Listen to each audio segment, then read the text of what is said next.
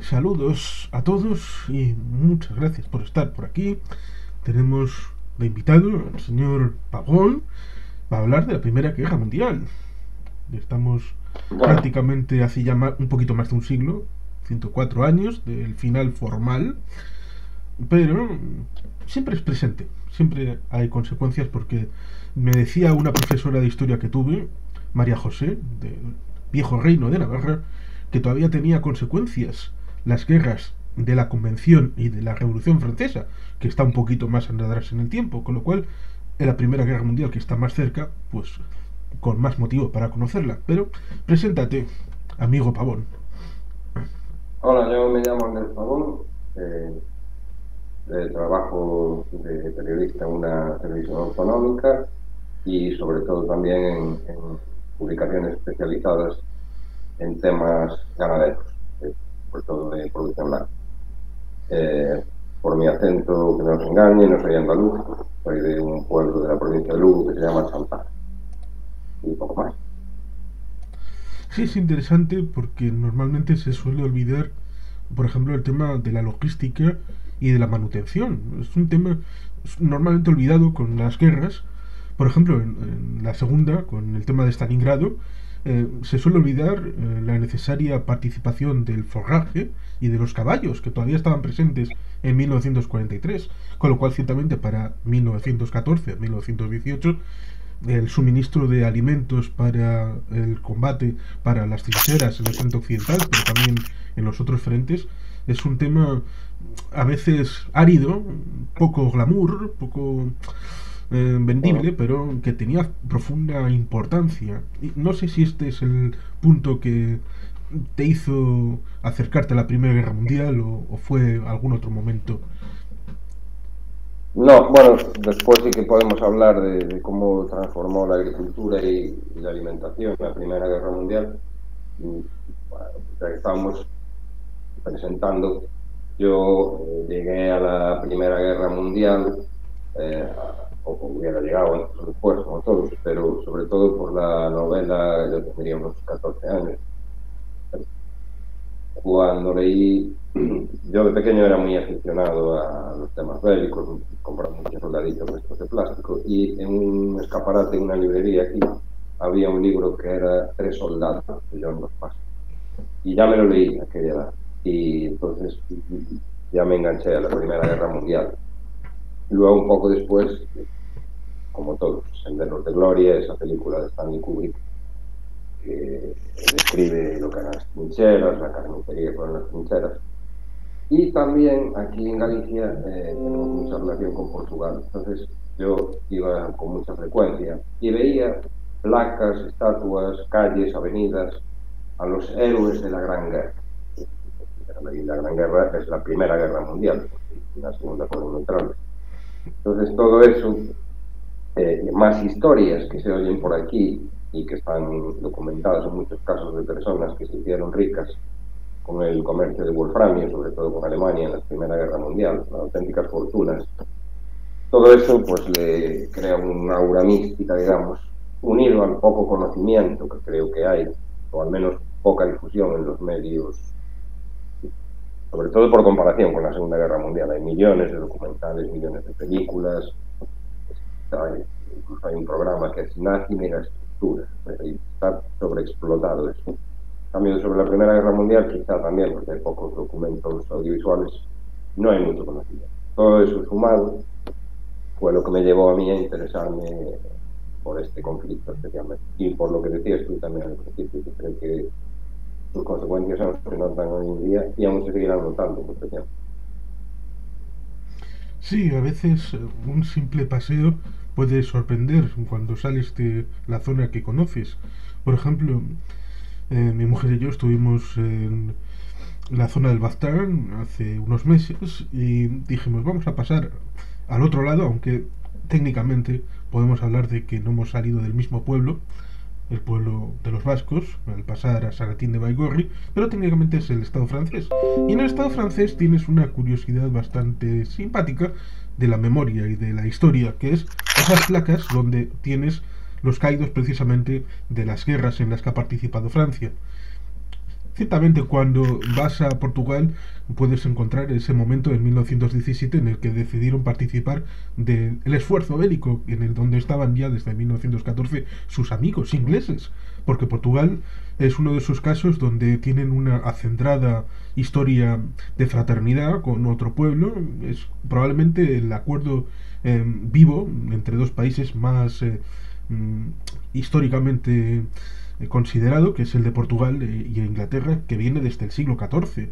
Y parece que hicieron honor al entrar, aunque sea un poquito tarde, en la Primera Guerra Mundial, cosa que España pues hizo el balance de hacer un poco de negocio, y también los vascos tuvimos un parte de ese negocio porque estaba claro que Francia estaba muy cerca de la frontera, incluso hay vascos al otro lado, y San Sebastián en el periodo entre 1914 y 1918 pues era como un balneario al que había gente que podía ir a hacer sus negocios, era una ciudad que bullía de actividades. Sí, aunque no tiene que ver con la Primera Guerra Mundial, esa amistad que dices, anglo-portuguesa, el enemigo común, ¿no? Que sería Castilla, España, llámala X en este caso, pues sí, arranca del siglo XIV y bueno, esa era una de las cosas que tenía yo aquí anotadas. España hizo negocio con la Primera Guerra Mundial, es evidente, un gran negocio, algunas personas. Cabe plantearse qué hubiera pasado si desde el principio se hubiera alineado con uno de los dos bandos, sobre todo con el vencedor. A lo mejor se hubieran evitado lo que luego pasó en España, toda la dictadura blanda, la guerra civil, la dictadura, política ficción. Pero también es entendible que quizá la neutralidad de España era casi inevitable, ¿no? Por posición geográfica, por ser una monarquía, no tenía demasiado, y tampoco la situación del país sería la más adecuada quizá para entrar en ese conflicto, pero sí es igual que hay novelas de política ficción, pues ¿qué hubiera pasado? ¿Qué hubiera pasado? Sería un debate sin datos, pero un debate al fin y al cabo. Sí, por ejemplo, en el País Vasco tenemos una minoría muy pequeña de germanófilos. Hay uno bastante significado, como era Luis Arana, hermano de Sabino, y otro que era Sir Ramón de la Sota, que se ganó el título de ser por ofrecer sus barcos, era parte de los astilleros Euskalduna, a la flota británica y a su majestad, y por lo tanto le dieron el título de ser, lo cual es curioso porque esta familia luego sería represaliada por Franco en el 36, y cuando surge ETA pues serían uno de los primeros victimarios de la banda. Pero ciertamente esto, Eugenio Garzábal ha hecho un libro de los OTA, con lo cual no vamos a meternos en eso. Ciertamente España y algunos españoles tuvieron esa situación que viene derivada seguramente de una concatenación de eventos en donde no participa de la guerra franco-prusiana, luego no le reciben apoyo en la guerra hispano-estadounidense, con lo cual es un toma y daca donde España hay un extrañamiento con los demás países europeos, en donde es como una isla que queda aparte en todos los conflictos, y por lo tanto no hay una relación entre los países y España. También, hablando de neutralidades, porque la de España, lo que tú dices es justificable, es más que entendible, y lo que diríamos como gran negocio. Pero es muy curiosa la neutralidad de los Países Bajos, por su situación geográfica, es verdad que era y es una monarquía, que luego acogieron al Kaiser. Pero ¿cómo consiguieron mantener la neutralidad estando pues, a escasísimos kilómetros de los frentes más duros de batalla? Y también Holanda, los Países Bajos, hizo un gran negocio. Fue una época de una prosperidad enorme para la heredera de la famosa compañía, no heredera, la compañía holandesa de Indias y todo eso. Supongo que habrá ensayos al respecto, pero realmente es curioso cómo resistieron las presiones, me imagino que de los dos bandos, que serían muy intensas. No sé si sabes si hay algo, si hay alguna teoría, algún libro, me imagino que sí. Hombre, yo podría decir una cosa que creo que es interesante sobre los Países Bajos, y es el hecho de que Alemania necesitaba un país por esa zona que diera un cierto toma y daca con el Mar del Norte para suministros que necesitaba, sobre todo a partir del 16, 17, alimentos sobre todo, y esto hizo que los aliados pusieran incluso en brete los barcos de los Países Bajos, también los de Grecia, curiosamente, eh, a la hora de impedir suministros que entraran en los Países Bajos porque sabían que estos podían inmediatamente pasar a Alemania, lo cual ciertamente es un asunto que fue piedagudo porque incluso hundieron los países aliados, el Reino Unido, Estados Unidos, hundieron barcos de los Países Bajos y de Grecia en diversos mares del mundo por este motivo, porque eran países neutrales, no se debían a nadie, pero precisamente por eso, al hacer Países Bajos frontera con Alemania, era un posible alivio para una situación complicada en el frente interior. Sí, probablemente esos barcos hundidos y esas pérdidas compensaban, o se compensaban. Eran un mal menor con todo lo que ganaban, porque entrando un poco más en materia, este es el primer gran conflicto global, el primero en que la tecnología ya supera cualquier otra cuestión táctica.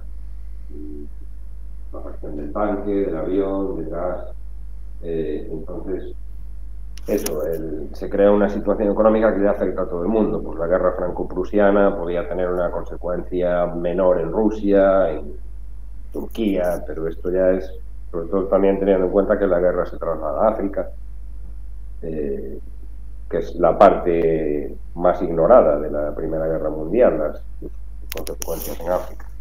Entonces, el beneficio económico que sacan todos esos países neutrales, yo creo que es un fenómeno nuevo respecto a otras guerras anteriores.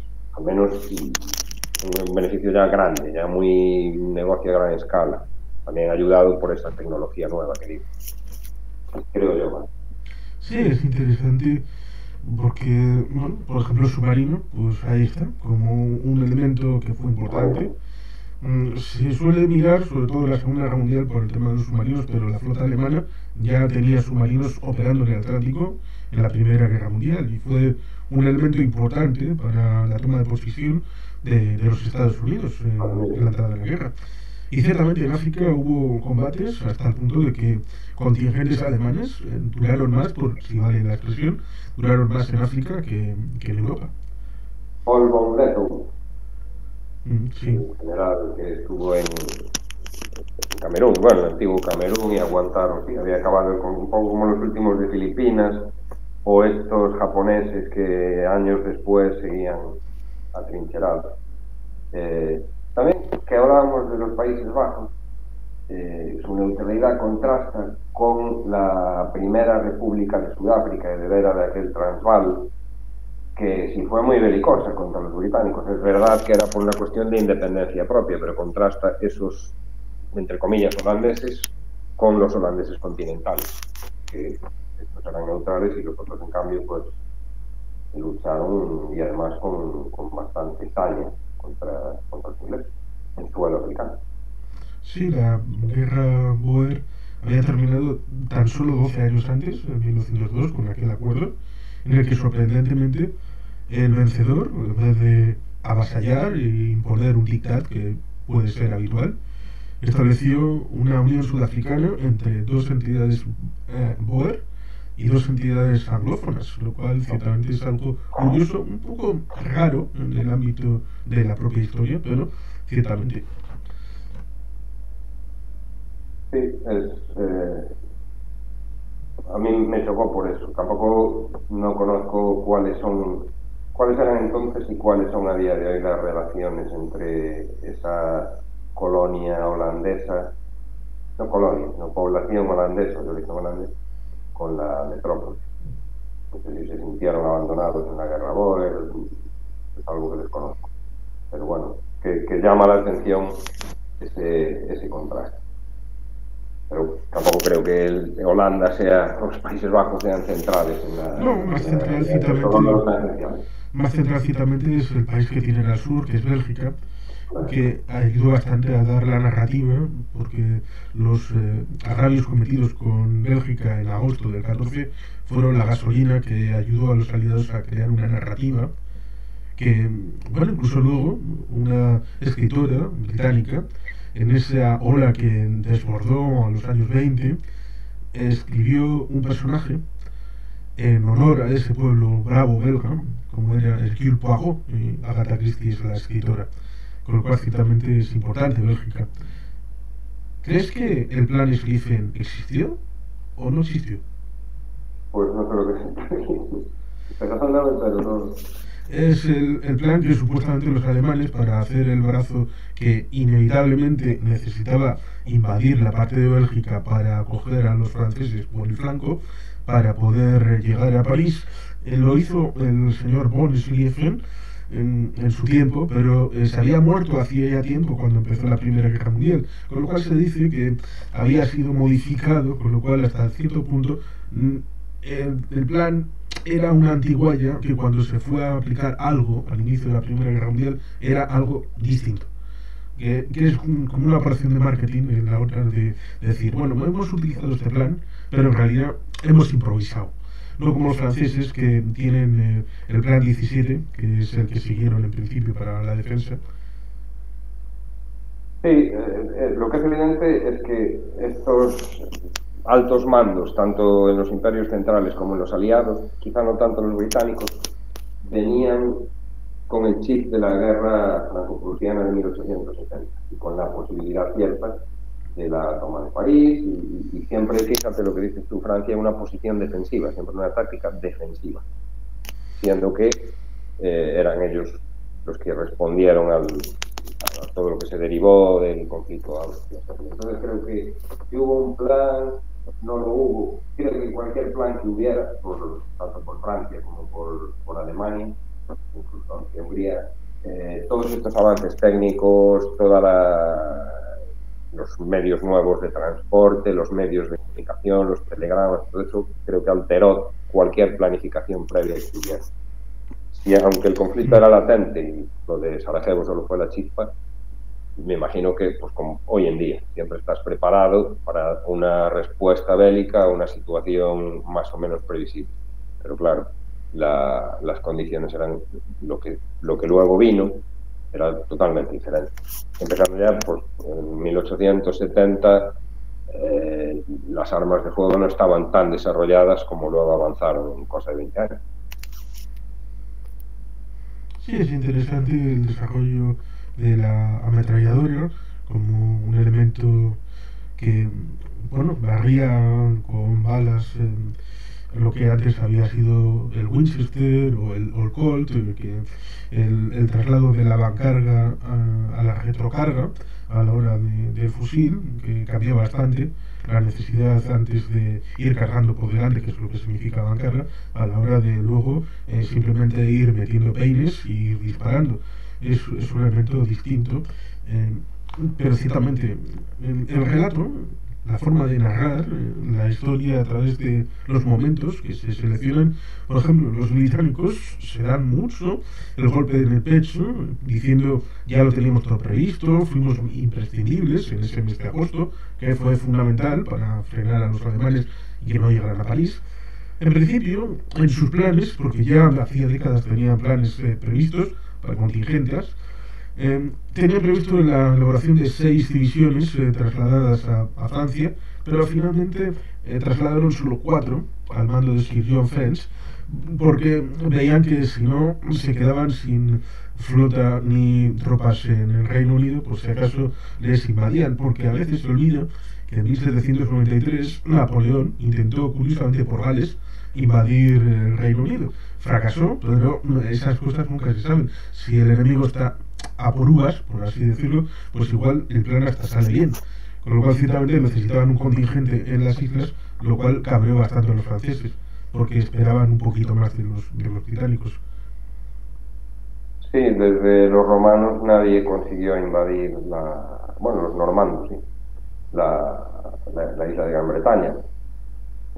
Hay una serie que se emitió en la 2, que se llama 37 días, que explica todo el entramado diplomático que desemboca en la Primera Guerra Mundial. Y obviamente es una serie británica y es un poco lo que dices tú. nosotros ya lo sabíamos, ya lo preveíamos, incluso el Kaiser, no Francisco José, el Kaiser alemán, lo teníamos un poco controlado y luego también el relato británico de esa guerra, lo que dices tú, golpes en el pecho, Galípoli, no sé qué, pero creo que ahí hay un consenso en que realmente el peso de la guerra lo llevó a Francia y que Francia fue quien, a base de muertos, ganó la guerra, después con la intervención en Rumanía. Y luego también estaría bien hablar del papel de los americanos, testimonial, que hubiera desequilibrado la balanza si eso durara más tiempo, probablemente, pero el tiempo que estuvieron ellos no fueron decisivos. Sí, ciertamente ya llegaremos a los Estados Unidos, pero antes pues podemos mirar como un ejemplo de esta situación, por ejemplo, la quema de la biblioteca de la Universidad de Lovaina, o en Bélgica como un elemento que unificó a los aliados en ese agosto, símbolos, aunque ciertamente los alemanes estaban todavía con el resquemor, porque había francotiradores que habían hecho malas prácticas en la mente de los alemanes en la guerra anterior, en la franco-prusiana, con lo cual esos oficiales habían dejado un pozo en los que habían seguido en el ejército alemán, transmitiendo esa idea de que, oh, cuidado con esta gente, que a poco que les dejes te disparan y con lo cual hay que hacerles frente de manera brutal. Y esa manera brutal con los belgas fue algo absolutamente increíble, hasta el punto de quemar monumentos, edificios oficiales, universidades, haciendo excesivo daño a la población, que en principio era solamente tránsito por Bélgica. Y luego pues tenemos situaciones como los famosos taxis del Marne, que los franceses lo utilizaron como símbolo de aglutinación de, mira, hasta los taxis de París llevan las tropas al frente, con lo cual ciertamente estamos movilizándonos, no solamente los militares, sino también el pueblo. Eso son símbolos importantes a la hora de contar al pueblo por qué en agosto, en pleno momento en el que toda la gente desconocía, el pueblo desconocía estas cosas, estaba como los años anteriores preparándose para ir de vacaciones, de París a la Riviera Francesa, donde fuera, pero se encontraron con esto, de pronto.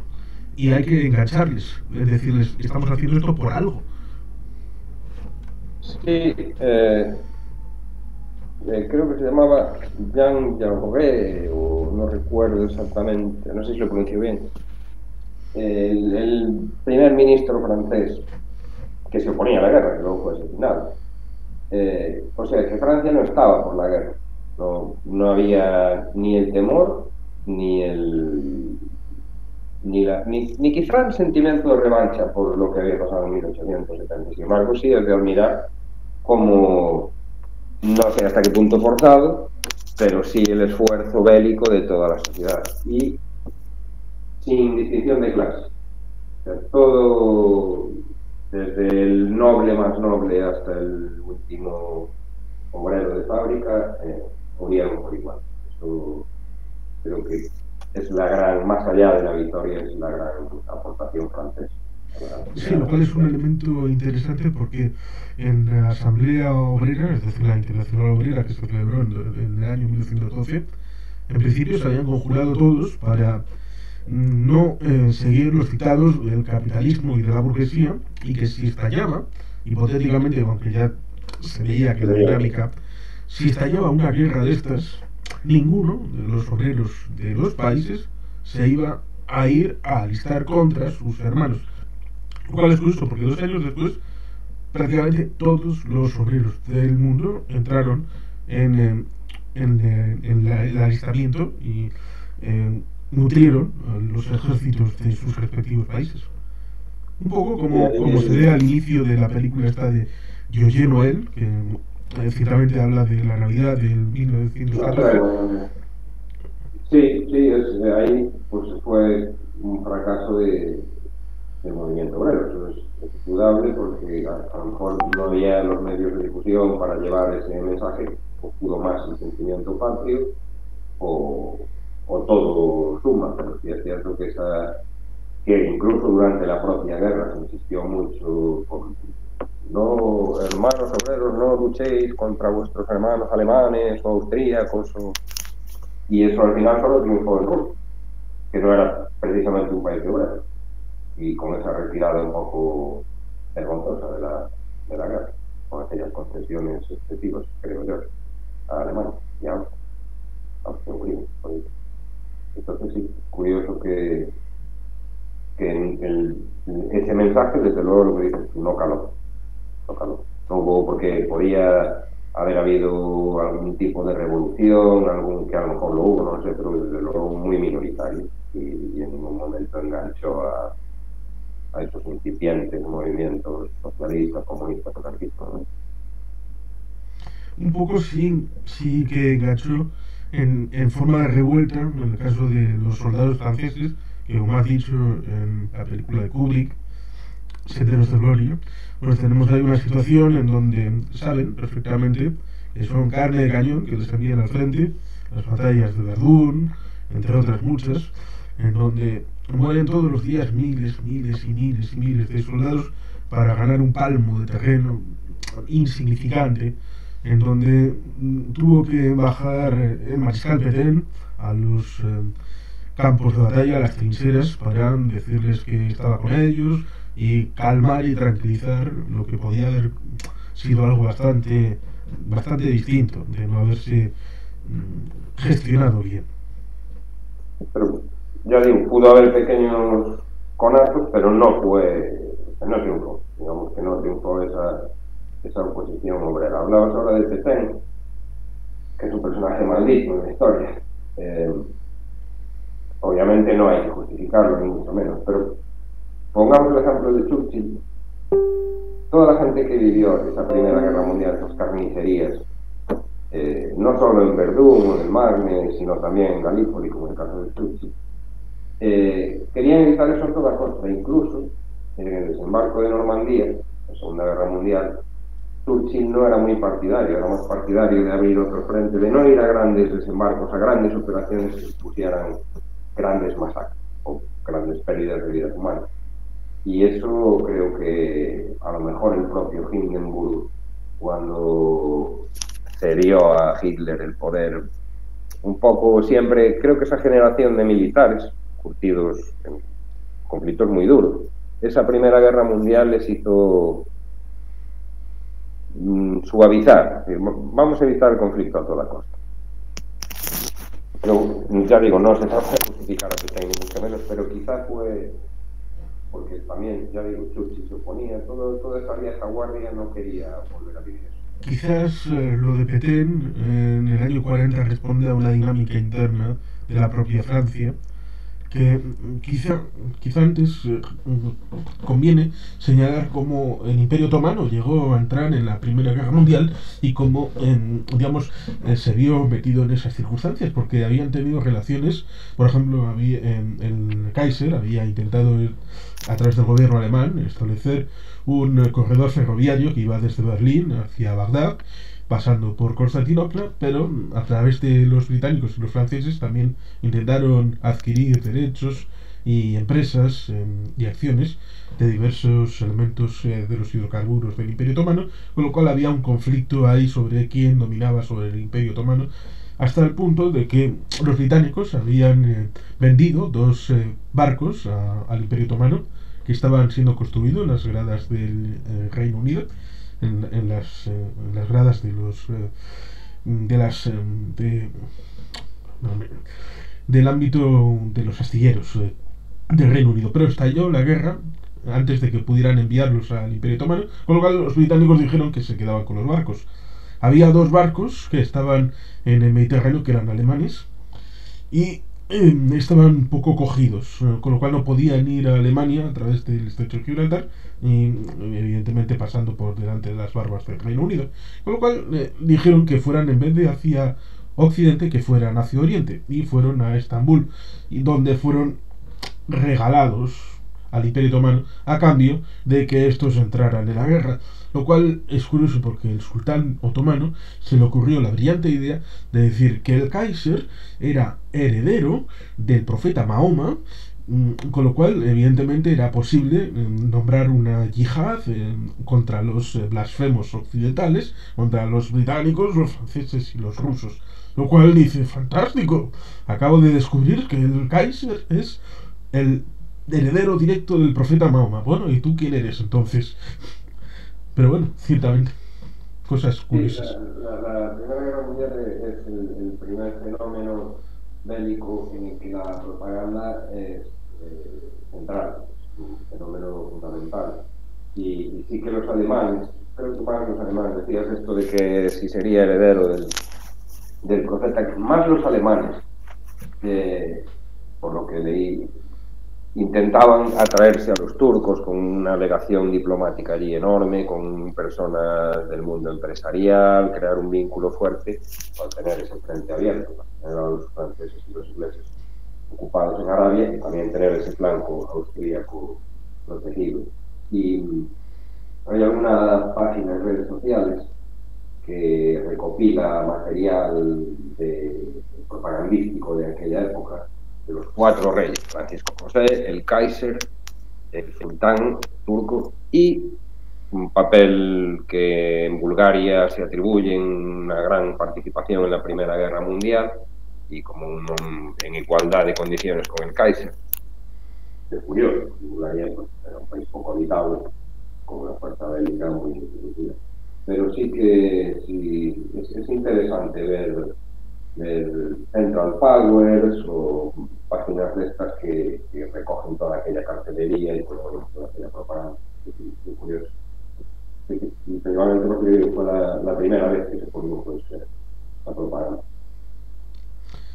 Sí, digamos que en el caso que decías respecto a Alemania, bueno, Alemania tuvo una dificultad precisamente en el año 16-17, precisamente por estar constreñida por los mares dominados por los aliados, aunque entonces se llamaban el Entente, no eran los aliados.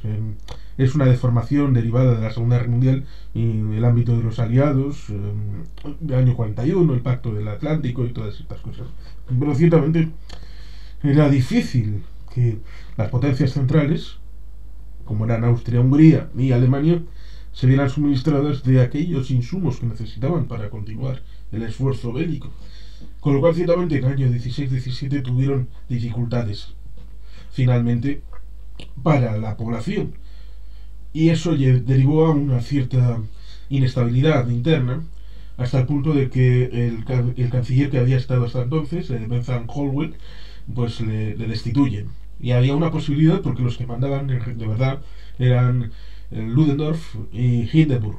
Y hubo la posibilidad de que estos dos tomaran el mando directamente, sin caretas, fuera, y se fueran una dictadura militar, que en la práctica era lo que eran. Porque ciertamente en el año 12 había ganado la socialdemocracia alemana. Es curioso recordarlo, que en el Parlamento alemán el primer partido de largo era la socialdemocracia, pero luego, como hemos comentado, pues se habían aprobado los bonos de guerra uno tras otro y el Parlamento pues era un poco más que un foro de discusión.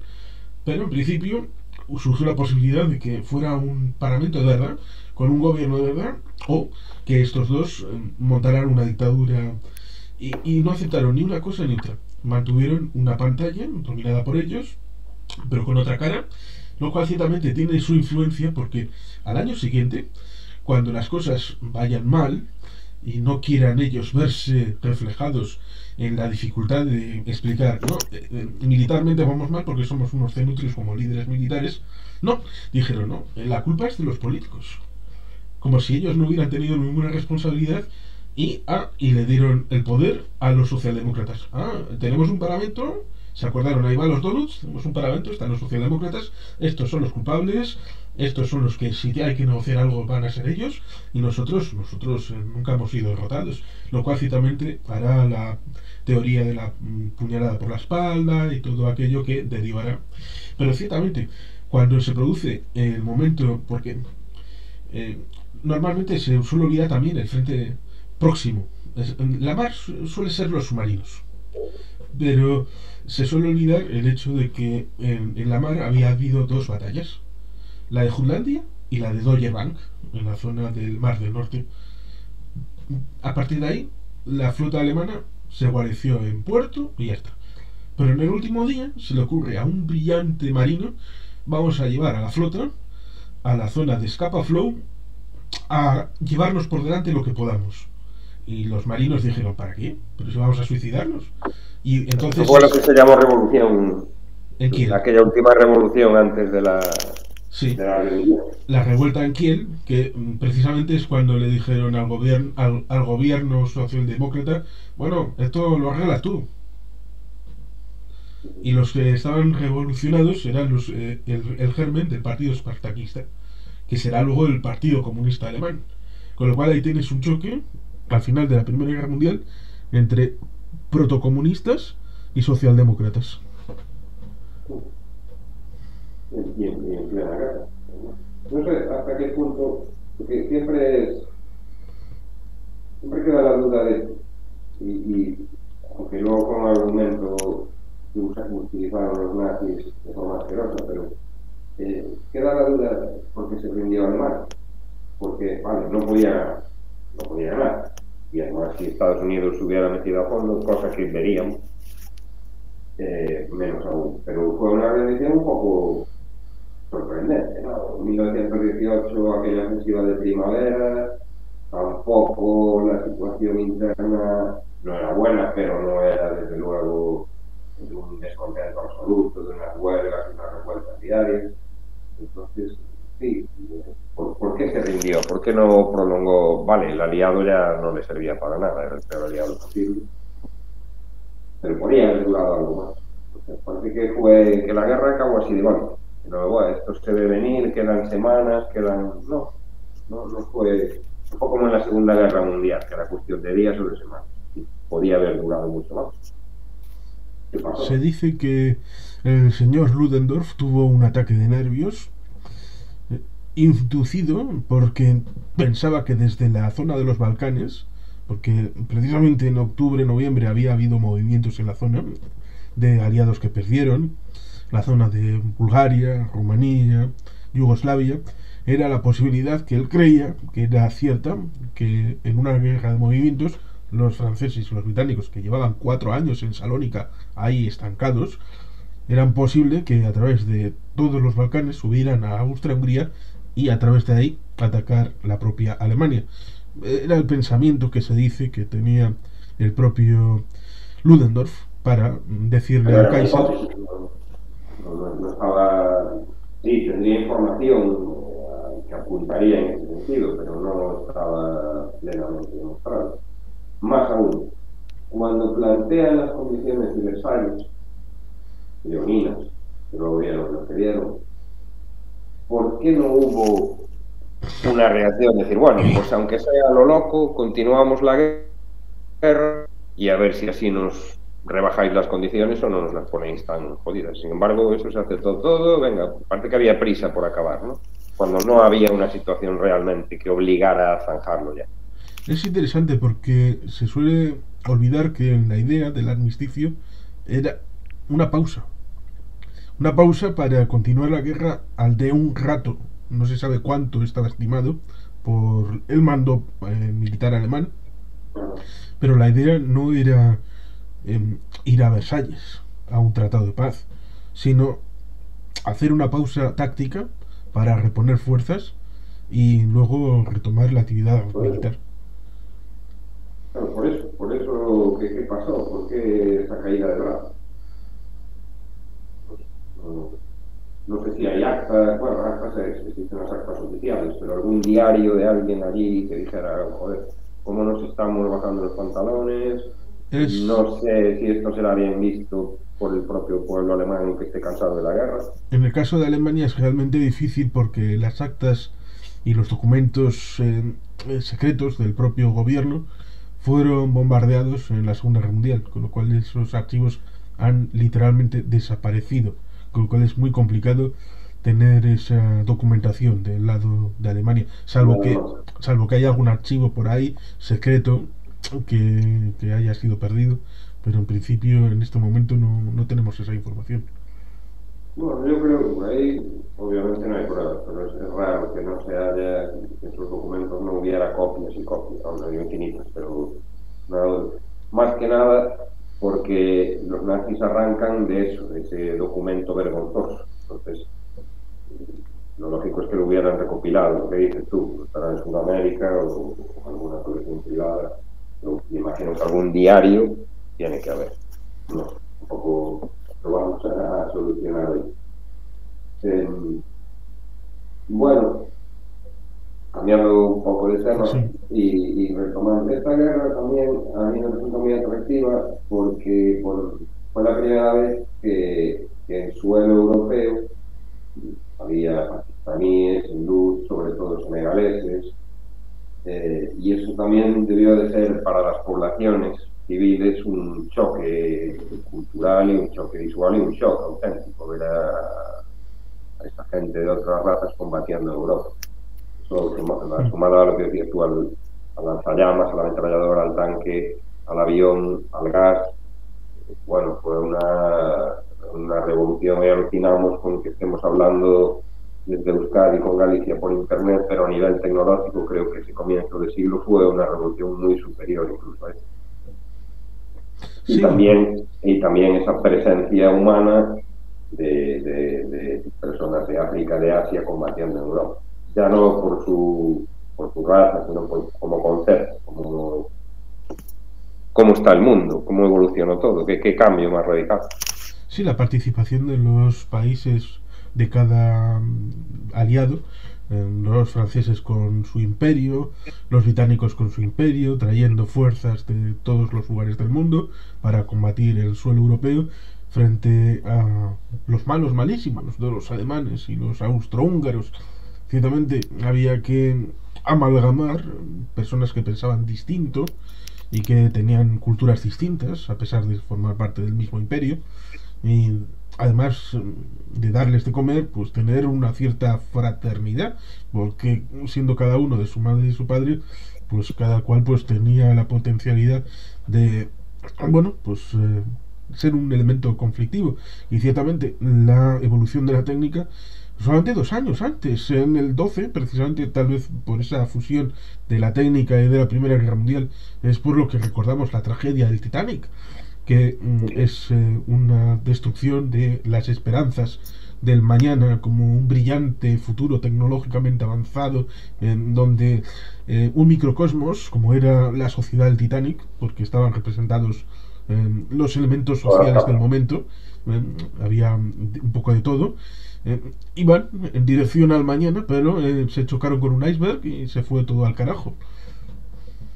Que por cierto hay que decir que todos esos senegaleses, hindúes, indochinos, no tuvieron ningún tipo de reconocimiento hasta muchísimos años después, y en cuanto acabó la guerra los empaquetaron en los barcos y quedáis. Y en ese sentido también hay que, a mí me llama mucho la atención el poder que seguía teniendo, que tenía la corona británica para movilizar a neozelandeses, australianos y canadienses, vamos, sin restar. O sea, yo lo digo y venís. Si fuese hoy en día, pues sería imposible. Porque si imaginemos que el Reino Unido se mete en Ucrania y los llama y pues vuestra reina, jefa de Estado, los llama y le dirían que no. Pues Australia porque está más integrada en Asia-Pacífico, como Nueva Zelanda, y Canadá porque no es su guerra.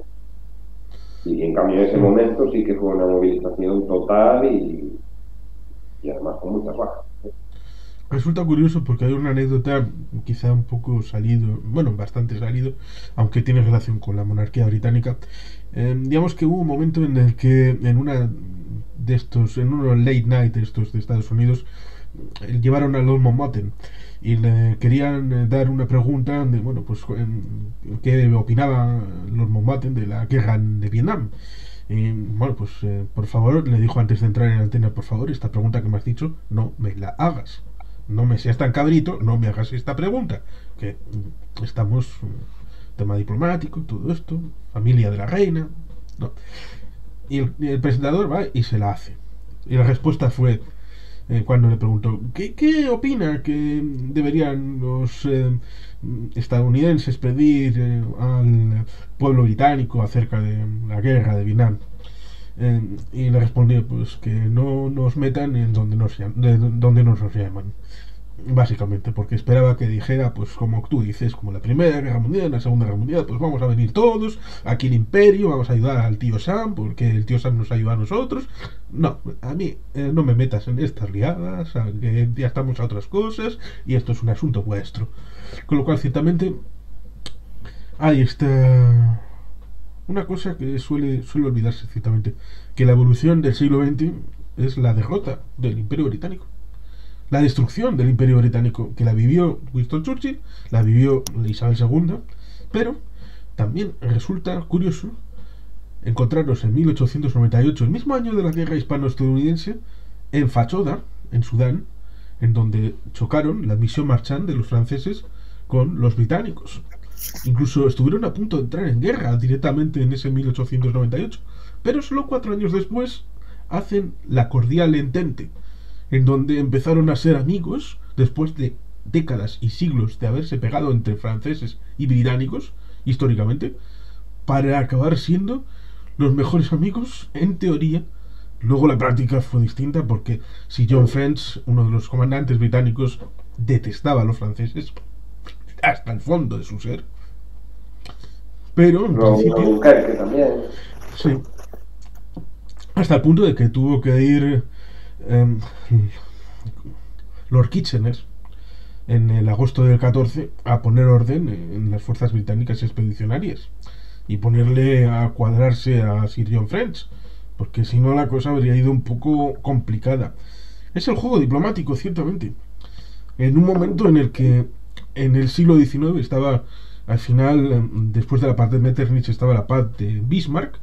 Bismarck había tejido frente al enemigo histórico por el tema de Alsacia-Lorena, la guerra franco-prusiana, un tejido europeo contra Francia, y lo tenía todo más o menos calculado, pero el nuevo Kaiser dijo: esto es aburridísimo, este Kaiser quiere otra cosa nueva, y destituyó a canciller Bismarck, lo cual hizo que, cuando solamente tenía que firmar la renovación del pacto entre Alemania y Rusia, lo destruye.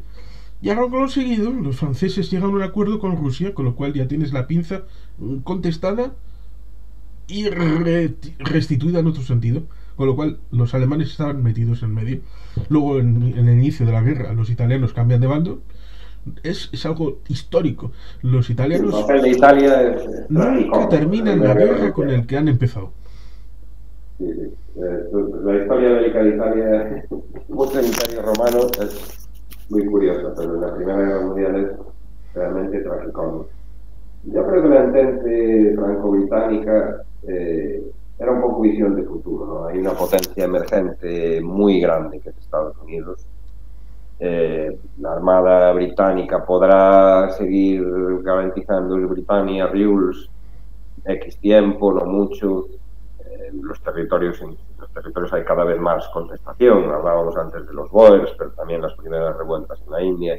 Entonces, bueno, vamos a liarnos con llevamos desde Juana de Arco pegándonos, pero ahora regímenes más o menos afines, intereses comunes, obviamente el petróleo, las rutas comerciales, y bueno, hay una cierta hipocresía aquí, no cabe duda.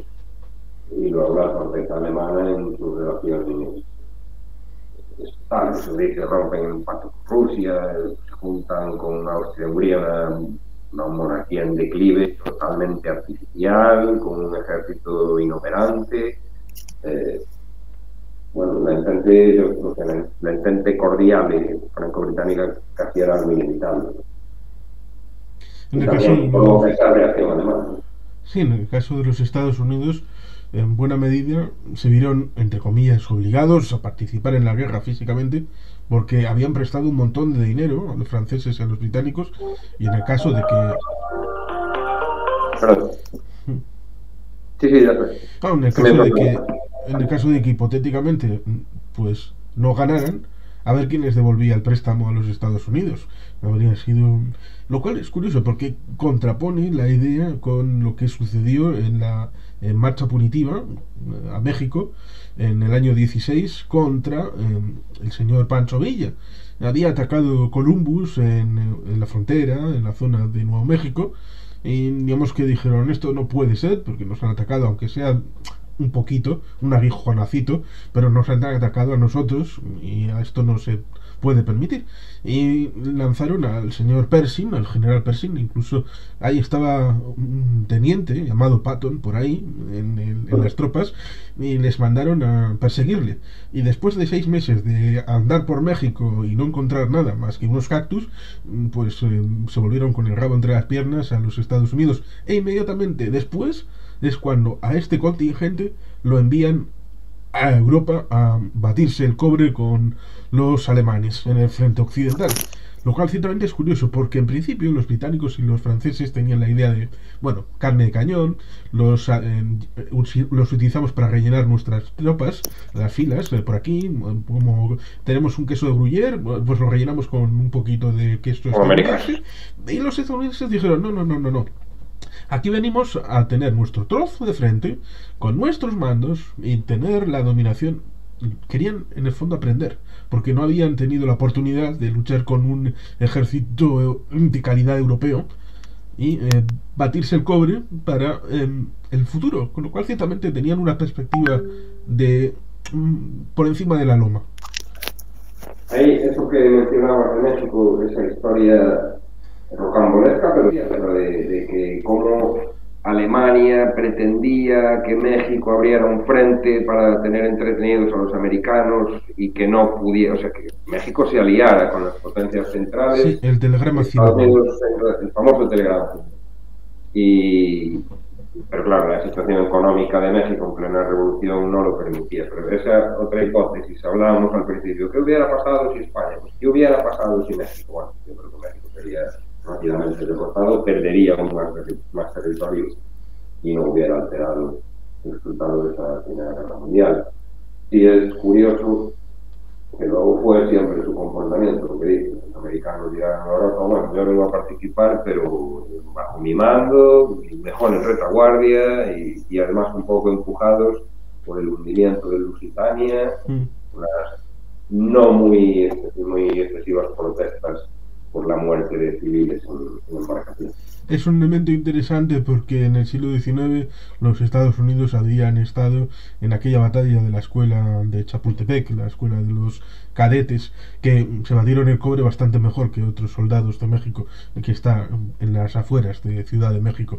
Y en el año 14 los estadounidenses, los marines, habían tomado Veracruz, lo cual ciertamente indica que es un país débil en ese comienzo y la Primera Guerra Mundial, lo cual ciertamente era más una encerrona de los británicos, la idea de obligarles a los alemanes a cometer un tipo de estos errores, y a través de ese cable que tenía cedido por la embajada de Estados Unidos, curiosamente, a los países que todavía no eran parte de la guerra, porque el telegrama Zimmerman es antes de que entre Estados Unidos en la guerra, digamos que es una forma de ir a donde Woodrow Wilson por parte de Lloyd George y decirle, ¿ves?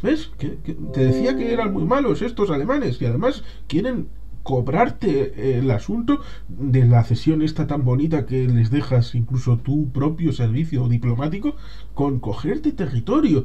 ¡Qué gente más mala! ¿Ves cómo tienes que venir con nosotros a la guerra? Sí, seguramente ya hubiera una predisposición. Bueno, hablando de un poco de lo que yo controlo, la Primera Guerra Mundial, desde el punto de vista alimentario y de la agricultura y de la ganadería, los conflictos anteriores, primero que eran muy localizados, aunque guerra de los 30 años o así, sí que podían ser un poco más extendidos por todo el territorio europeo, la preocupación era el abastecimiento de la tropa. La tropa llegara pues, con suficiente cantidad de vacas, o de grano, o de gallinas, o de leche. Esto ya no, este conflicto ya tan alto nivel, con tal movilización de recursos, con las poblaciones civiles participando en el esfuerzo bélico, y con la cantidad de muertos, con la cantidad de gente que se desplazaba al frente y las labores de producción alimentaria quedaban desatendidas o en manos de personas que realmente no sabían ejecutarla, provocó pues hambrunas hambrunas en Alemania, sobre todo, hambrunas en menor medida en el Imperio Austrohúngaro, pero también. Y, sobre todo, y creo que esa es la gran consecuencia, provocó los primeros grandes movimientos especulatorios. Lo que hoy se llama mercado de futuros, de las cosechas, y todo eso arranca de ahí. De esa previsión de, bueno, 1916, la guerra no acaba, van a necesitar mucho grano en Alemania y tal, vamos a especular, vamos a ir subiendo precios artificialmente, a jugar con cosechas que están por venir, a hacer almacenamientos ilógicos, y creo que ese es obviamente no tiene el glamour de las operaciones bélicas, pero sí es un fenómeno muy recurrente. En 1916, que decía antes, se creó el Ministerio de Alimentación en Gran Bretaña para suplir todo eso, siendo que Gran Bretaña, con su flota y sus colonias, no tenía ese problema de desabastecimiento, salvo los daños que pudieran causar los submarinos, que tampoco no llegaban a todas partes. Creo que esa es una consecuencia de las que hablábamos al principio, que perdura hoy en día, esa especulación con la alimentación, con la producción de forraje, sobre todo. Lo estamos viendo ahora en Ucrania. Es decir, sí hay un desabastecimiento de girasol o de maíz o de trigo, pero también es un poco artificial. Y hubiera arrancado más tarde, sí, pero estamos hablando de la Primera Guerra Mundial y creo que eso a gran escala arranca ahí. Un legado que nos deja. Sí, es importante porque hubo luego una transformación a la hora de los cultivos y la productividad, sobre todo después de la Segunda Guerra Mundial, y entonces era todavía más perentorio el poder cultivar y sobre todo también la forma de logística y la forma de transporte a la hora de llevar desde el punto en el que se produce a el punto donde se necesita, ya fuera en la propia Gran Bretaña como en el frente, los soldados que si no tenían nada que comer, pues era más fácil que se pudieran rendir. Sí, la moral de la tropa está íntimamente vinculada a la alimentación. Ahí pues también la Primera Guerra Mundial fue el primer gran conflicto en el que las latas en conserva jugaron un papel decisivo en la moral de las tropas. Eso está estudiado. Y luego también lo que dices tú, no solo dio lugar a estas especulaciones financieras, sino que dio paso a tomar conciencia de la necesidad de producir alimentos a gran escala, a industrializar la agricultura, a que aquellas cosechas más o menos, pues a ver cómo viene el año, eso se acabó. Se desarrollan los pesticidas, los plaguicidas, los fertilizantes industriales, porque se ve que esto puede volver a pasar, aunque murieron millones de personas entre la guerra y la gripe, no nos olvidemos de la gripe mal llamada española. A pesar de esa mortandad, sí que se tomó conciencia de decir, bueno, ante cualquier cosa, en este caso una guerra, pero puede ser un volcán o lo que sea, hay que tener cubierto la parte alimentaria. Y eso dio lugar pues al desarrollo aunque ya venía un poco más atrás, un desarrollo acelerado de maquinaria agrícola, de nuevas técnicas de cultivo, de selección genética en animales. Y pues mira, es otra consecuencia de ese conflicto. Sí, ciertamente es importante, lo mismo que lo que decías de la gripe española, mal llamada española, que tiene una explicación bastante sencilla, y es que en una guerra hay que controlar la información, como por ejemplo incluso en la Segunda Guerra Mundial la BBC y los medios de comunicación británicos mintieron descaradamente porque no podían dar el informe meteorológico del día, porque saberlo, con un solo agente alemán en Londres hubiera sabido el momento oportuno e idóneo para bombardear, lo cual ciertamente iba en contra de los intereses de la población británica recibir ese tipo de visitantes. Y eso también influye en la Primera Guerra Mundial y el control de la información, hasta el punto de que el único lugar donde había una prensa un poco más libre, tampoco hay que exagerar la España del año 16 como una prensa libre, o la del 18, pero era suficientemente libre como para informar de, ojo, cuidado, que está habiendo algún tipo de problemática sanitaria por aquí y por allá, de que hay gente que enferma, Y por lo tanto, como era el único sitio donde informaban de este tipo de sucesos, es por lo que dijeron, la gripe es de los españoles. Sí, nos quedó ese de San Benito. Eso, un día tendrás que hacer un conversatorio de estos sobre la leyenda negra y lo que hay de cierto y lo que holandeses y ingleses ganaron con esa leyenda negra. Pero bueno, eso es Puede estar otro interesante. debate. Bueno, no sé qué más podemos hablar. Pues que ciertamente se suele poner el Nos foco. queda, sí, hombre, nos queda la parte de la Revolución Rusa, en pleno conflicto, como qué hay de cierto en el que Alemania financió a Lenin, parece que sí, de Iba a las decir que cesiones todas de territorio. Iba a decir que se suele poner el foco precisamente en el frente occidental, olvidando, por ejemplo, el frente oriental, olvidando el frente africano, Camerún, la que luego sería Namibia, es decir, Somalia, la África alemana. Namibia. Sí.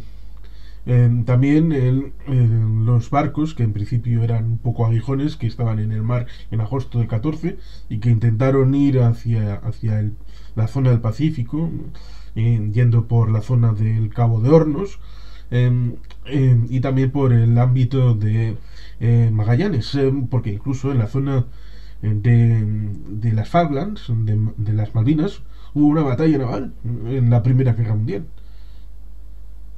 Poco conocida. Sí, de unos barcos alemanes que estaban por allí y les pillaron los británicos, lo cual ciertamente el mar fue también importante y por eso se Porque en llama... esa época hablamos de mar y ya como Gran Bretaña, el famoso Britannia Rules que decía antes, pues casi no se da vocación Sí, hasta la aparición del está la submarino. historia del buque Pero británico, hablando del frente del buque oriental, alemán, el Essen. El Essen es un caso es interesante. verdad. Hablando del frente oriental, ahí hay un mito fundacional de los nazis, que es la batalla de Tannenberg, que como fenómeno bélico, estrictamente bélico, es una victoria inexplicable, y más de un ejército tan chapucero como el de Austria-Hungría. El caso de Austria-Hungría es una cosa curiosa que conviene recordar y que a veces se suele olvidar el asunto importante de la carta política. Ciertamente era un conglomerado bastante inestable, pero tenía en cierto aspecto un pequeño respeto mínimo. Por ejemplo, el oficial que tenía que servir bajo el mando de una tropa de un territorio que no era el suyo, aparte del alemán, tenía que aprender la lengua de los soldados para poder comunicarse con ellos, lo cual ciertamente no es habitual en otros países que se las daban de democráticos, como puede ser Francia, Gran Bretaña o el caso de Bélgica, en donde todos los decían en francés y les decían, bueno, para los flamencos que se busquen la vida y si no, pues ya morirán y no pasa nada. Con lo cual, ciertamente es un elemento interesante. Otra cosa es la debilidad intrínseca del imperio y del ejército que hubo de ser suplida por los alemanes a la hora de luchar contra, porque Austria-Hungría sufrió una derrota amplísima en el sur, en el flanco sur, en la zona que controlan ellos, pero luego fueron cubiertos por los alemanes hasta el punto, ciertamente, que luego las debilidades intrínsecas del imperio zarista hizo que cayeran como un equipo porque estaban divididos internamente.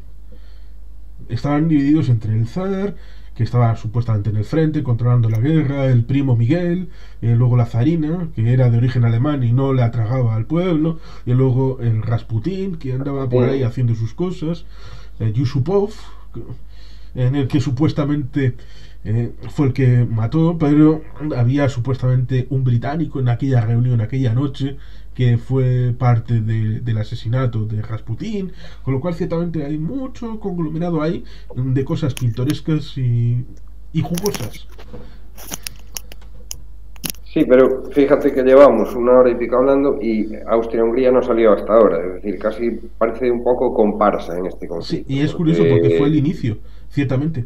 Fue el que... Es verdad, la guerra hubiera habido otra chispa, es cierto. Porque pero en teoría... la chispa pues, fue esa, sí, pero realmente su papel fue si en vez de esperar un incapaces mes, de derrotar a los italianos, bueno. en vez de esperar un mes, como es lo que hicieron antes de enviar el ultimátum, que ya hay que una investigación policial, pues es cierto que era la época que era, pero esperar un mes para llevar las conclusiones, pues es ciertamente algo increíble. Pues si en vez de hacer eso hubieran tenido otra actitud, pues ciertamente la historia habría sido distinta. O tal vez habría estallado más adelante, porque ciertamente la Primera Guerra Mundial podría haber estallado en la Guerra del 12, que también era Guerra de los Balcanes, que ahí estaba Bulgaria, Serbia, estaban algunos de los actores ahí metidos, que también tenía cierta parte que ver con Bosnia, y que finalmente es cuando controla Austria-Hungría el territorio de Bosnia. Con lo cual, ciertamente, en algún momento la chispa iba a estallar. Lo que se dudaba es cómo. Fue en ese momento en el que se empezó a desencadenar todo el juego de relaciones diplomáticas, en el que Serbia se ve atacada por Austria-Hungría porque quiere reparaciones de guerra. Serbia dice que no y que le apoya a Rusia. Austria-Hungría declara guerra a Serbia, Rusia le declara guerra a Austria-Hungría, Alemania le da apoyo, lo cual los franceses tienen que declarar la guerra a Alemania, y ahí, pues sin ningún tipo de frenos, al fin y al cabo es el libro este de Bárbara Tuchman, de Los cañones de agosto. Sí, un efecto dominó. Y esa serie que te decía antes de 37 días lo explica como, primero, va, aquí no pasa nada, venga, cedemos, y eso desemboca ahí. ¿Qué pasó en Bosnia? Podía haber pasado, imagínate, una revuelta en la República Checa, en Eslovaquia o en cualquier otra parte del Imperio Austrohúngaro, reprimida con demasiada fuerza, hubiera llevado al conflicto. Yo creo que eso era inevitable. Pero también que Alemania se fiara de un aliado así, militarmente muy poco poderoso, con unas contradicciones internas, con unos desequilibrios territoriales enormes, no era, digamos, el socio más fiable. Y por suerte, lo que dices tú, el enemigo en el este tampoco era exactamente ejemplo de nada. Tenía una porosidad interna que hizo que cuando la verdadera revolución, que es la de febrero, la que depone al zar, pues establezca un primer golpe, porque en teoría el pueblo lo que quería es dejadme en paz, yo lo que quiero es salir de todas estas cosas, pero un gobierno, por lógica, no puede hacer dejación de los compromisos que tiene adquiridos, y el gobierno de Rusia estaba implicado en la guerra con los aliados, con lo cual ciertamente tenía que seguir con la guerra, a pesar de que en principio, sobre todo con los austrohúngaros, no le había salido tan mal. Los alemanes sí, desde Tannenberg la cosa había ido un poco mal, pero habían mal que bien, había controlado un frente más o menos estable, pero los ciudadanos de Rusia no querían más. Es en ese momento en el que los alemanes se dan cuenta de que la única forma de sacar a estos de la ecuación es coger a Lenin, que está en Suiza, meterle en un tren, llevarle a través de Suecia hasta la estación Finlandia de San Petersburgo, plantarle ahí, darle un poco de dinerito para que organice lo que se llamó aquello de paz y pan. Simple, solamente dos cosas, paz y pan. Y el pueblo lo que quería eran las dos cosas, que me den alimento, queremos paz y que esto termine. Sí, en cualquier otro país, imperio, unas cesiones de terreno a cambio de nada tan grandes como hicieron los soviéticos cuando llegaron al poder, no hubiera sido admitida por el pueblo, o quizá hubiera habido una respuesta masiva, sobre todo en los territorios afectados. Y lo que dices tú, a mí dejadme en paz, ceded lo que queráis, Finlandia, Lituania, me da igual. Estoy deseando acabar con esto. Y precisamente ese balón de oxígeno que obtienen con la clausura de ese frente, vuelvo a lo de antes, de por qué esa rendición alemana así de golpe.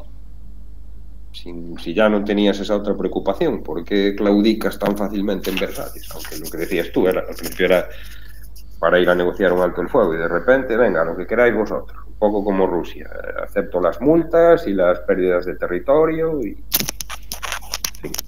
Se calculaba más o menos que para el año 19, en principio, para los primeros meses del año 19, ya estaría 1 millón de estadounidenses en Francia, y con visos de que fuera a haber más más soldados estadounidenses.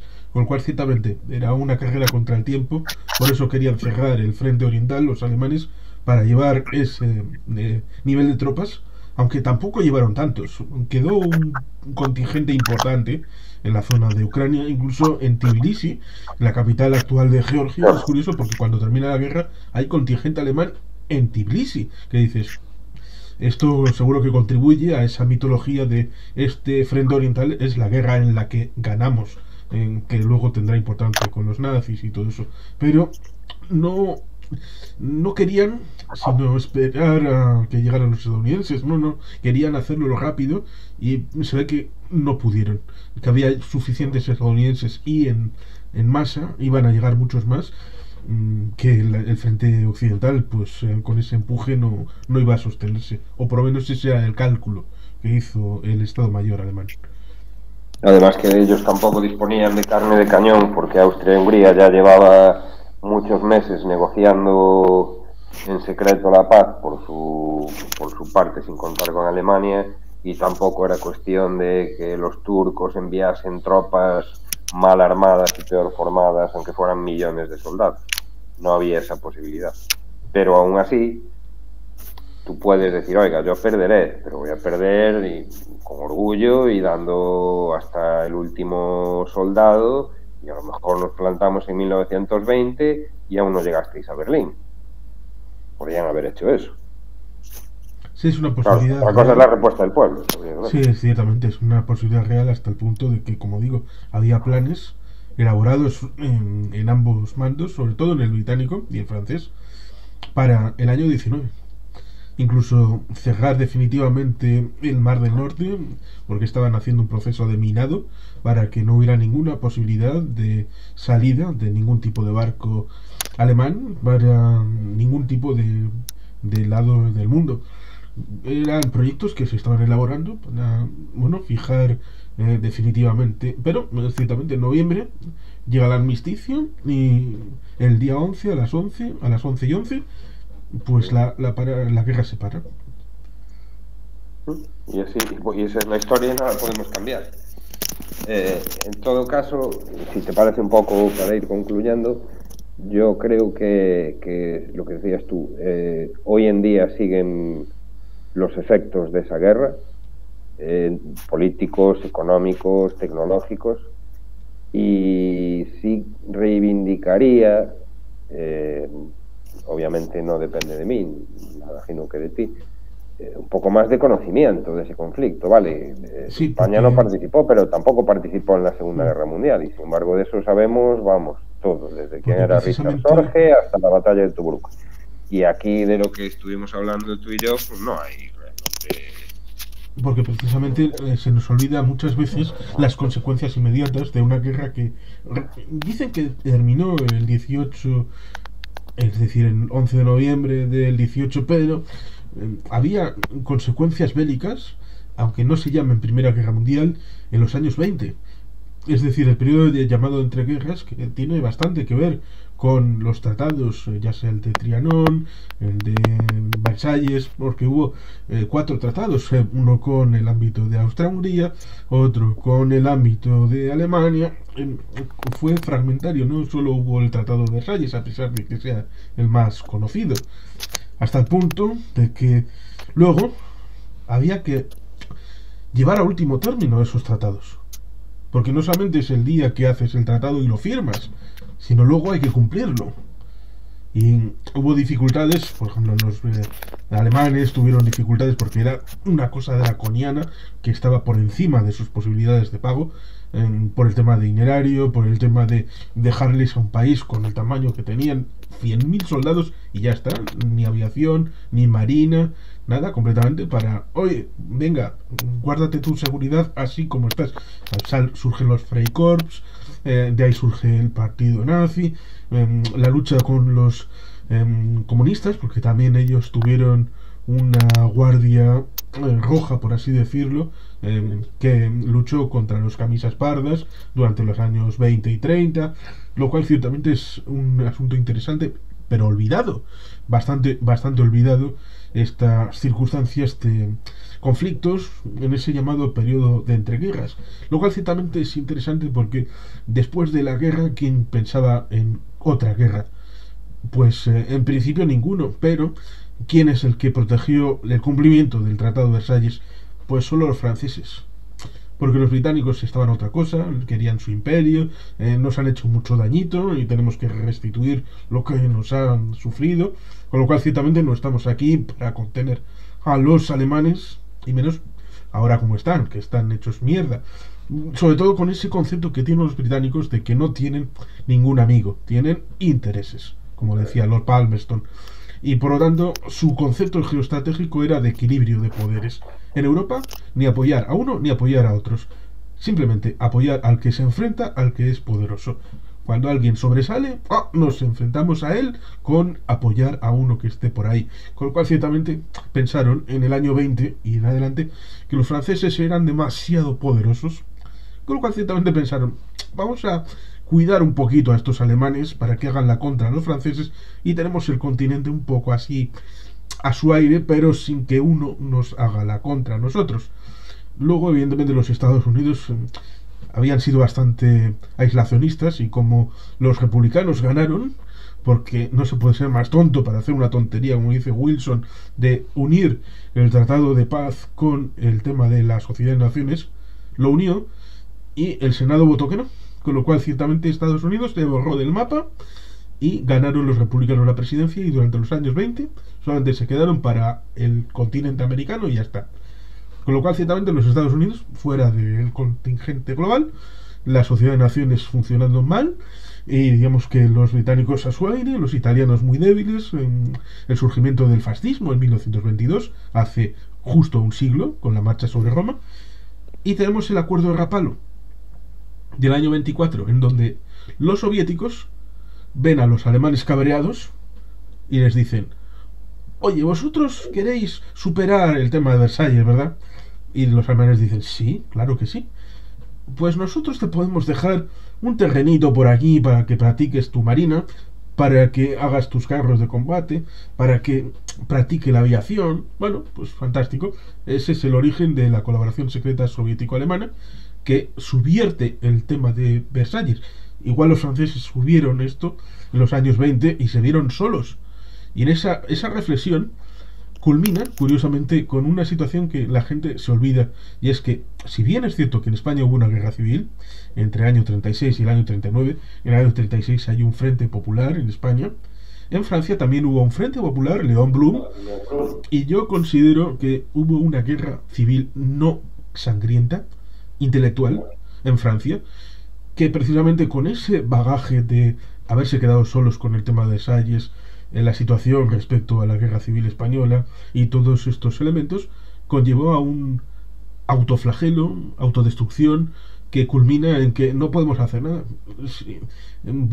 Es un poco... Tolkien fue alguien que estuvo en la Primera Guerra Mundial, y voy a utilizar algo dentro de la mitología de Tolkien, como es Saruman. Saruman ha luchado en guerras antes contra Sauron, con Gandalf, pero después de haber luchado hace miles de años, ve cómo resurge Sauron, y en ese momento dice: ya hemos derrotado una vez y resurge otra vez, entonces yo lo único que puedo hacer es acudir con él y hacer un acuerdo, un apaño para salvarme yo. Con lo cual ciertamente eso es al final lo que hace Petén. ¿Resurgen ahora los alemanes? Bueno, pues ¿qué se va a hacer? No podemos con ellos. Habrá que rendirse y salvar los muebles lo mejor que se pueda. Pero ciertamente eso es traición.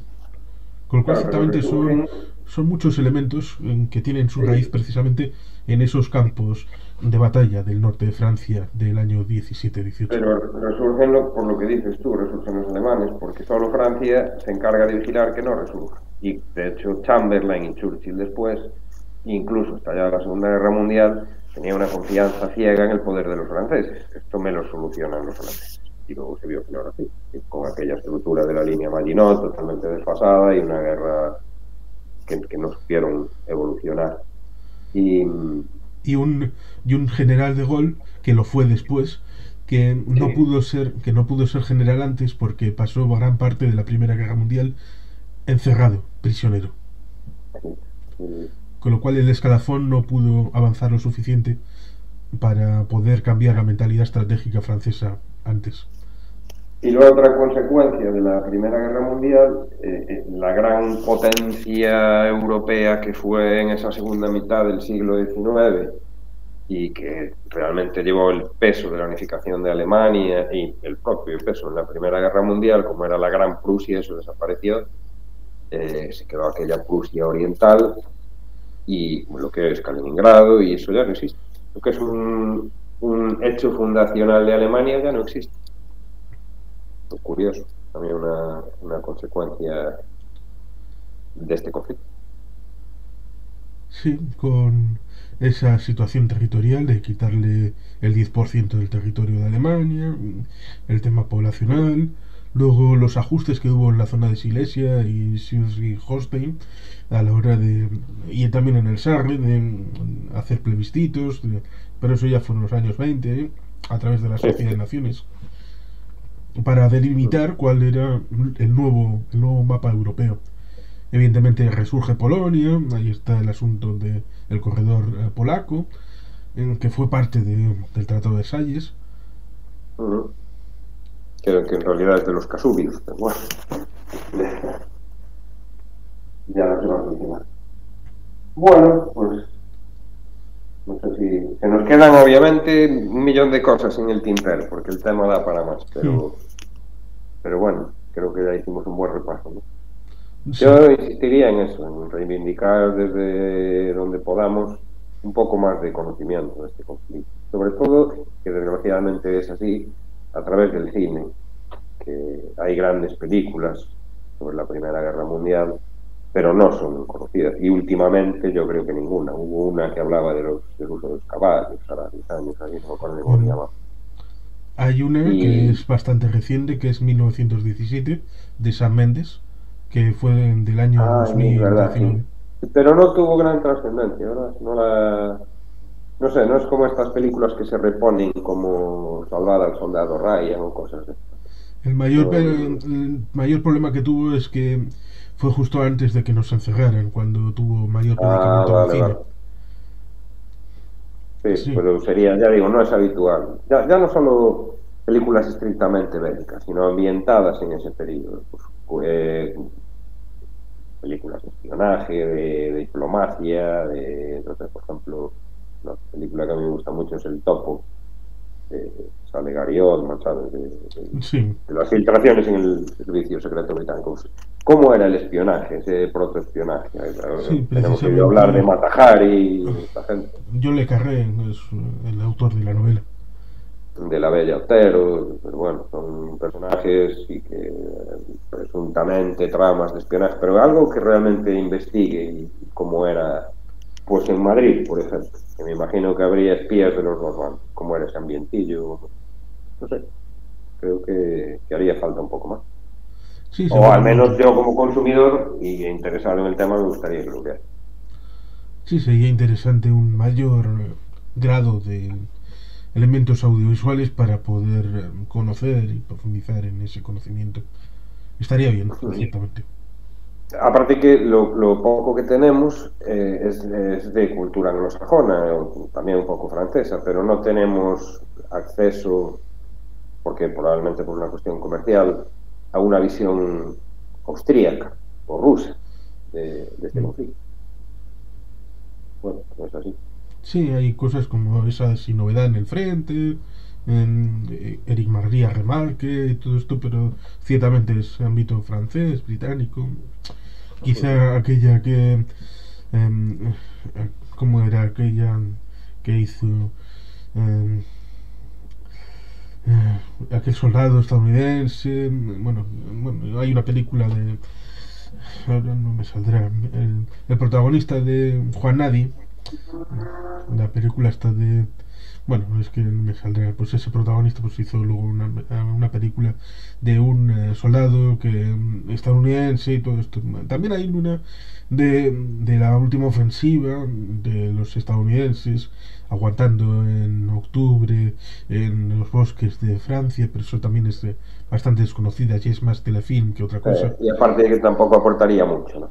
No, O es sea, más, vale, sí, me imagino esa típica americanada sí, del soldado heroico. de poner el foco en ellos para poder Sí, decir sí. somos muy valientes y todo esto, con lo cual ciertamente importancia no tiene más allá de esta, podemos decir una película de campanario, salva la circunstancia, pero sí, ciertamente hay que tener mayor aproximación a este fenómeno porque tuvo su importancia, incluso tal vez en un futuro ya no se hable de Primera y Segunda Guerra Mundial, sino un fenómeno global uniendo desde 1914 hasta 1945.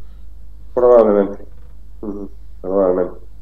Ah, claro, hay el componente del nazismo que es muy diferente, pero sí que se podría estudiar como un fenómeno conjunto. Yo, volviendo a esto de la divulgación, también un poco por mi profesión, quien nos esté odiando, viendo y tenga interés en adentrarse un poco en este mundo de la Primera Guerra Mundial, que luego le llevará a investigar más, yo creo que esta novela de John Dos Pasos, Tres Soldados, la película Senderos de Gloria y la serie 37 días, y hay, que se me olvidaba, una, no sé si en las casas sigue habiendo DVD, yo sigo teniendo, la serie Apocalipsis. Son 14 DVDs que hacen una aproximación muy buena al conflicto. Eh, pues se nos olvidó también ahora el genocidio armenio, cosas que sucedieron ahí. Ahí lo abarca todo. Y esa sí la recomiendo. Correcto. Es un tema interesante. También se nos olvidó la posición de China y de Japón, lo cual es curioso porque hay un elemento pintoresco, como es el hecho de que China estaba dentro de una guerra de señores de la guerra, en donde uno de ellos, Sun Yat-sen, decide que le declara la guerra a Alemania. Eh, y dice, bueno, pues así me van a hacer caso, y bueno, pues entonces yo voy a recibir el apoyo. Bueno, es una forma de reivindicarse él y sobreponerse, dar un elemento diferencial para que reciba apoyo desde el extranjero a su causa y poder imponerse a los demás, lo cual ciertamente es pintoresco. Mm. Una forma distinta pensar, lo cual ciertamente le llevó a sobrevivir y ser el ganador en esa guerra. Pero ciertamente el frente oriental, el tema de Oriente Extremo, como es Japón y China, pues luego en la Segunda Guerra Mundial sí tendrá su importancia, pero en esta es algo más o menos secundario. Lo mismo que muchos frentes son secundarios y la Hombre, sí, gente. sí es cierto que la Primera Guerra Mundial viene precedida en 1905 de la primera vez que una potencia europea es derrotada, la guerra ruso-japonesa. Nunca había sucedido, nunca una potencia europea había perdido una guerra, salvo las coloniales en América, pero esas serían casi guerras civiles. Sí, Pero de un país contra otro país, sí. un Estado contra otro Estado, es la primera vez que pasa, y en ese contexto se llega a la Primera Guerra Mundial. Y eso también indica la debilidad de Rusia, que a lo mejor llevó a Alemania y a Austria a pensar que... Sí, ciertamente hay que profundizar en todo esto, porque ciertamente hemos hecho una pequeña aproximación, un poco general, y en muchos temas se podría profundizar bastante, pero creo que podemos dejarlo para otras circunstancias y para que la gente le coja cariño y seguro que hay muchos elementos que pueden buscarlo por su cuenta. Exactamente. Pues ha sido bien interesante tener este conversatorio. Eso es lo mismo, digo. Además, no sé, en tu caso, en el mío es muy raro tener con quien hablar de estos temas. La verdad es que sí. Y muy agradecido, por cierto, que me hayas invitado. Bien. Pues hasta otra y dejando que libremente los espectadores pongan los comentarios que oportunamente deseen, pues muy agradecidos a los que hayan llegado hasta aquí. Adiós, un saludo.